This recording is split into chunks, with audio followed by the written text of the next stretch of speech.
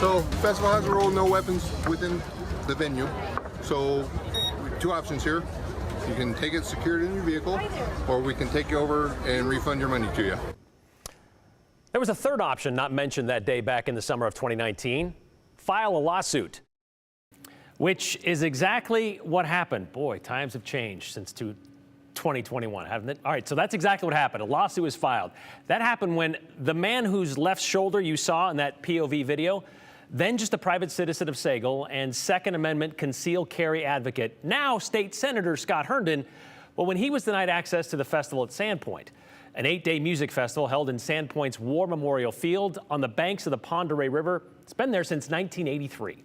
In a 24-minute video posted to YouTube, Herndon spent 10 minutes making his case to security personnel to be allowed to bring a gun into the festival, even invoking race into the argument.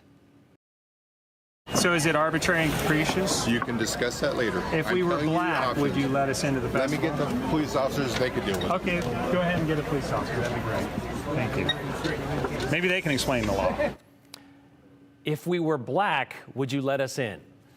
Well, the law would have to be explained not by a police officer, but by a judge, because a month later, the Bonner County Commissioners and the Bonner County Sheriff chose the mysterious and unmentioned door number 3 in this scenario, suing the city of Sandpoint and the music festival for violating a person's right to carry a gun. That lawsuit was thrown out. But then Mr. Herndon and his friend Jeff Avery and the Idaho Second Amendment Alliance took their shot, filing their civil lawsuit against the city and the festival in May of last year. By June of 2021, a district judge ruled in favor of the city, saying the festival organizers, they can set up any rules they wish since they legally take control of that park, something the mayor of Sandpoint told us he saw coming. You guys aren't even involved in this because you leased this property out for this time being, and they can make the rules. That's right. I mean, is that as simple as it gets? That's as simple as it gets. That's right.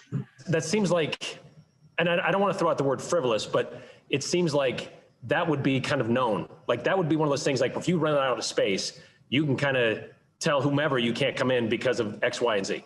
I agree. I think frivolous is the right word, frankly. Well, frivolous, an adjective having no sound basis. So right about the time Mr. Herndon was deciding to run for the District 1 state Senate seat, he decided it would also be a good idea to appeal that ruling to the state Supreme Court. Even posting about it on Facebook in August of 2021, our case is before the Idaho Supreme Court. I am an absolutist when it comes to the Second Amendment. No infringements. Well, Senator Herndon, where do you stand when it comes to the rights of private parties to set their own standards? No infringements there either, because that's the side the state Supreme Court stood on today, rejecting Herndon et al.'s appeal, saying the lease between the city and the 8-day music festival was valid, and the festival, a private tenant, had the authority to limit who they let in. In its rejection of the appeal, the court affirmed the district court's decision for the city and the festival and awarded them attorney's fees, which we know from the first lawsuit, which was thrown out in 2020, totaled about $71,000 that Bonner County had to pay the city of Sandpoint.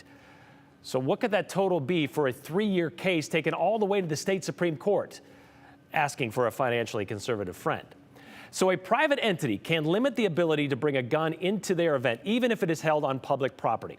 So what might the plaintiffs of this lost lawsuit might have to say about it? Well, the Second Amendment Alliance, Idaho's Second Amendment Alliance, posted this morning. Idaho courts has, for all intents and purposes, gutted Idaho's firearm preemptive law. They gave cities and counties a wide open door to ban guns across the state using a lease loophole. Governor Little should call an emergency special session to fix this problem. I wonder if we're going to see a bill about this next year. Well, according to Senator Scott Herndon, we will.